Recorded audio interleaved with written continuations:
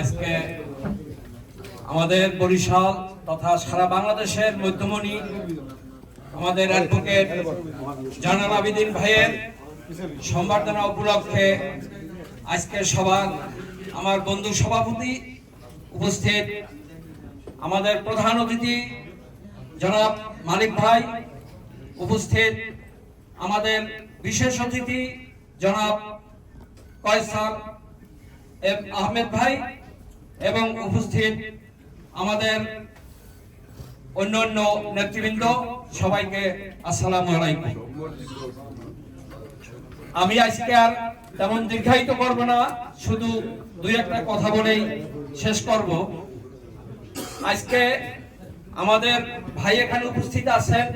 আমি জানি যে আমাদের গণনদী এবং আগরতলা কনস্টিটিউশনের যে সম্বর্ধনা অনুষ্ঠান জি উনি সম্বর্ধিত অতিথি, ওনার উপলক্ষে কেন্দ্র করে আমাদের আজকের এই সভা বা এই আয়োজন।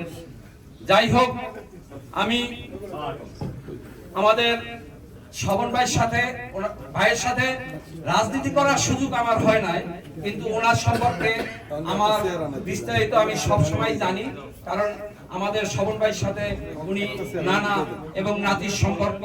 সেই দৃষ্টিতে আমরা সব সময় ভাইয়ের গল্প শুনি এবং আমি ওনারে একদম মন থেকে অনেক শ্রদ্ধা করি এবং আমি সব সময় দোয়া করি ভাই যেন আরো কিছুদিন আল্লাহ তাআলা ওনাকে বাঁচাই রাখে, সেই দোয়া আল্লাহর কাছে করি। আর ভাইয়ের কাছে আজকে আমাদের একটা আবেদন যে বাংলাদেশের পরে আমাদের যত এই আন্দোলন আজকে 15-16 বছর পর্যন্ত, সেই আন্দোলনের প্রধান দুইজন ব্যক্তি যাদের নেতৃত্বে আমরা ছিলাম, মালিক ভাই এবং আমাদের কয়সার ভাই, আমরা আশা করব, আমি জানতে পেরেছি ওনারা দুজনেই বাংলাদেশের উদ্দেশ্যে যাত্রা করবেন এই মাসে।